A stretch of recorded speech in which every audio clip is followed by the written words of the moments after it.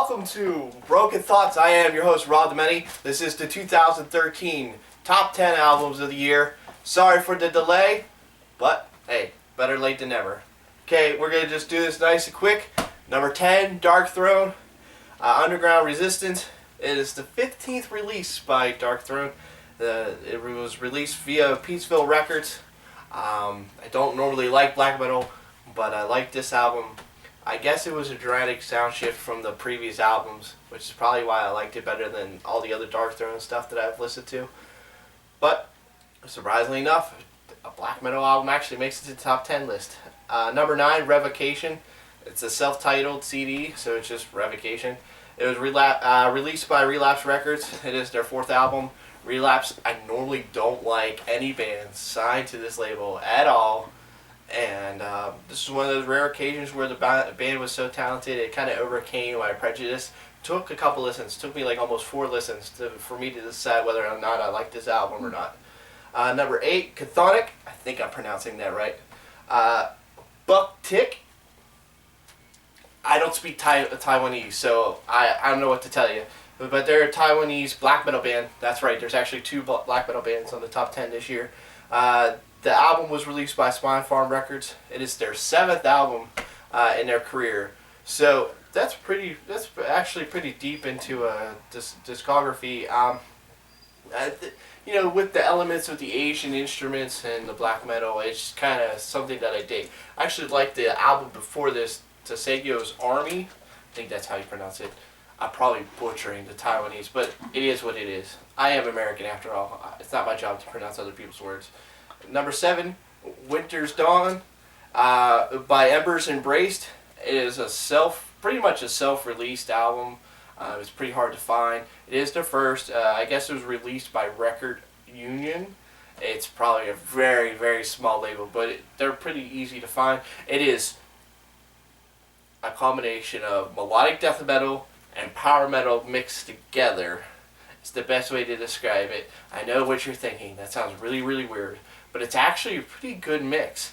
The only thing that I will notate is that the death metal vocals are a little low in the mix, but I'm guessing because of the production values and stuff like that, maybe for whatever reason that specific vocal just wasn't recorded properly, and I didn't want to, bash on the album just for that one thing. I think the rest of the album was pretty solid, and the mix of genres are interesting and new as far as I'm concerned.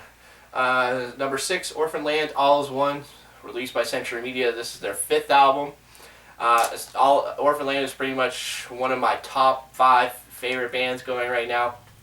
But I thought that this album was a little bit less good than the last 2 releases, which both won previous year's Album of the Year.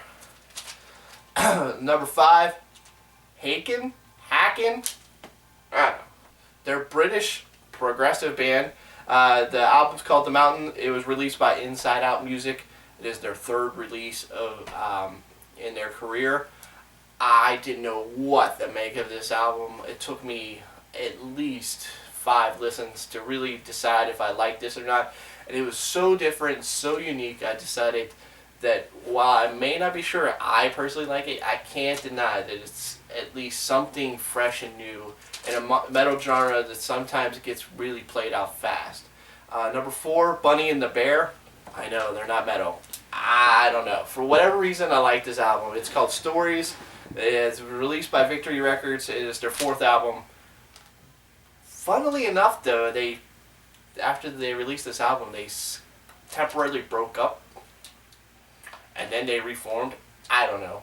I guess that's what happens when you're a post-hardcore band. But it's like emo with like death metal mixed together.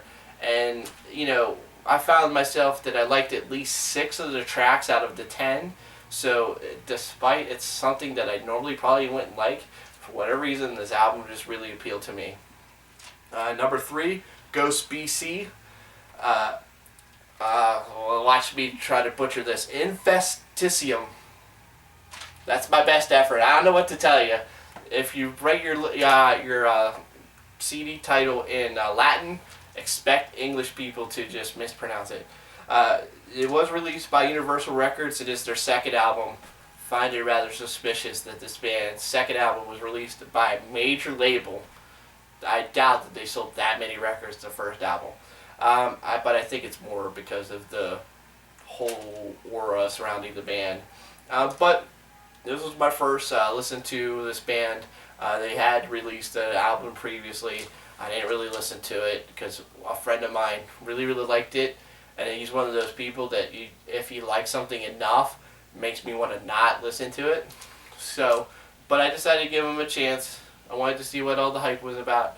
And I really, really liked it. It's kind of like creepy, satanic church metal. And for whatever reason, it's really good. But, it was, in the end, I say I discovered the album probably a little bit later than some of the remaining albums. And so I hesitated to put it up any higher, but I really could have. The top 3 albums are all pretty close together. Number 2, Persephone, Spiritual Migration. I'm going to try to pronounce their label, but it's really, really small, so it doesn't really matter. It's released by some small label. They're melodic death metal. I know. Everybody's kind of really tired of this whole style of music, but I think that every once in a while you can find a band that does melodic death metal well, who aren't named In Flames, Dark Tranquility, and Soil Work. It is possible. You just gotta really dive really, really, really deep and sit through a lot of crap. And these guys were one of those bands. So number 2, that's not too bad. And the number 1 album of 2013 for Rob the Many, here on Broken Thoughts, Last Chance to Reason, Level 3, released by Prosthetic Records. It is their 3rd release, of course, Level 3. A very interesting transition from the 2nd album to the 3rd album. They really messed around with their sound. I would say a good comparison is between The Buried and Me. Very much in that vein. Contortionist, very much in that vein. Actually, the lead singer on this album actually left this band after this release to go sing with Contortionist and clarified that I guess from now on, Last Chance to Reason is going to be his side project, which is pretty lame. It kind of makes me sad. It kind of made me want to almost not make this the number 1 album of the year, but I've really dug this album the whole year, and so I just decided to give it to it. I'm also surprised that Prosthetic Records is the one to release it, because I usually don't like too many of their releases either. I'm more of a The End Records kind of guy, I used to be a very media-centric kind of guy, but this year I was kind of all over the map. You'll find that it's rare for me to pick a band who's outside of maybe the 3rd release. Dark Throne's one of a rare instance, probably is without a doubt the most seniority-based band in the list with 15 releases previous to this one. And, Chthonic, technically, with 7, is, well past what I usually tolerate. But their mix is so interesting and new, and they're still playing around with some of the elements that it kind of all held it together, kind of held my interest. Yeah, because I'm one of those guys that usually once I hear like an amazing album, it's really hard to follow it up. I'm very demanding that way, and very few bands have been able to do it, which is why Agalock and Orphaland are 2 of my top 5 favorite bands, because they have done so repeatedly. Well, that is my 2013.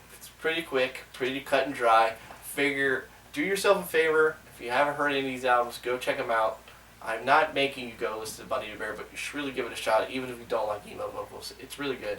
But just to run it over real quick, Dark Thrones, Underground Resistance, number 10, Revocation, and number 9, it's just self-titled. Number 8, Chthonic, Boo Tick. Number 7, Winter's Dawn, By Ember's Embrace, Orphaland, and number 6, All Is One. Number 5, Haken, The Mountain. Number 4, Bunny and the Bear Stories. Number 3, Ghost BC, Infesticium. Number